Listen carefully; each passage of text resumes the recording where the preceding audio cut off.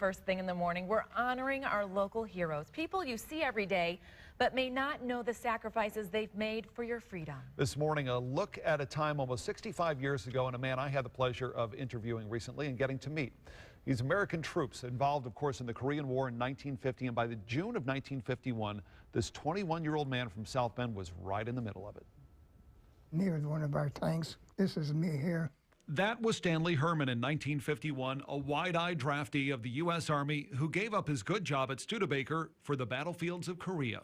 And this is Stanley Herman today, almost 84 years old, but with memories of his time in combat like they were yesterday. He trained as an infantry soldier, but Herman arrived in Korea only to be put into a tank crew, where his only training and his first shot fired came during combat. It scared the hell out of me. It was so loud, you know, and then you got your turrets closed, you know, and the echo and everything. Couldn't believe it. That was tough, because we were relieving another outfit they were firing at you and all that all the time. It was pretty heavy. You didn't know whether you were going to come back or not, so you done the best you could. Mr. Herman says he has many lasting memories, but mostly of the people he served with and under. One of them was very famous at the time, the son of legendary World War II General George S. Patton. A wonderful guy, very picture of the old man. And when you deserve praise, he give it to you, and when you chew you out, boy, he could do it. When he chewed you out, you were chewed out. Did you ever get it from him? Yeah. Yeah?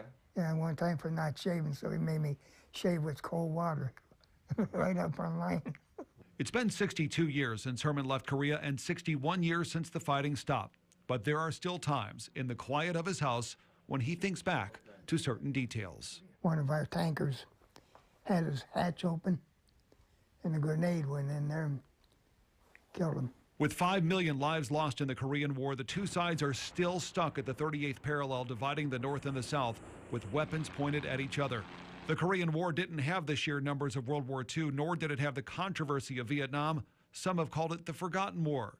Not Mr. Herman. If they were there, they wouldn't think it was the Forgotten War. I just thank God every day that I'm back alive. Stanley Herman lives in Mishawaka with his wife in a quiet little home in a quiet area. Now at almost 84 years old, he does have a little trouble getting around. He tells me arthritis sometimes wins his personal battle, but it's not won the war. Kind of symbolic to the war he fought decades ago that still has no conclusion. Mr. Herman, thank you for spending some time with me, and thank you for your service.